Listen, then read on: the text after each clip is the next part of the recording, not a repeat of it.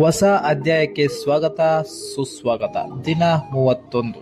ಇವತ್ತು ಟ್ರೈಸಿಪ್ಸ್ಗೆ 4 ಅವರ್ ಕೊಟ್ಟು ಸಾಕಾಗಿ ಮಾಡಿದ್ವಿ. ನಾನು ಇವತ್ತು ಒಂದು ರಿಲೀಸ್ ಆಯಿತು. ಈ ಥರ ಫ್ರೆಂಡ್ಸು ನನ್ನ ಜೊತೆನೇ ಇದ್ದಾರಾ ಅಲ್ಲ ಎಲ್ಲ ಗ್ರೂಪಲ್ಲೂ ಇದ್ದಾರಾ ಅಂತ ಡೌಟು ನನಗೆ. ನನ್ನ ಜೊತೆ ಒಂದು 3 ಮೆಂಬರ್ಸ್ ಇದ್ದಾರೆ ಫ್ರೆಂಡ್ಸು, ಓಕೆನಾ? ಅವ್ರು ಯಾವ ಥರ ಅನ್ನೋದು ಹೇಳ್ತೀನಿ ನೋಡಿ.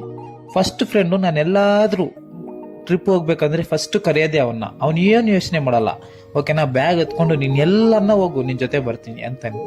ಇನ್ನೊಬ್ಬನು ಫೋನ್ ಮಾಡ್ತೀವಿ, ಬರ್ತೀಯೇನೋ ಅಂತ. ಹೌದಾ, ಸಡನ್ ಆಗಿ ಪ್ಲಾನ್ ಆಗಿದೆ, ಓಕೆ ಯೋಚನೆ ಮಾಡ್ತೀನಿ, ನನ್ನ ಹತ್ರ ಒಂದು 500 ರೂಪಾಯಿ ಇದೆ, 500 ರೂಪಾಯಿ ಅಡ್ಜಸ್ಟ್ ಮಾಡ್ಕೊಂಡು ಸಾಯಂಕಾಲ ಫೋನ್ ಮಾಡ್ತೀನಿ ಅಂತಾನೆ.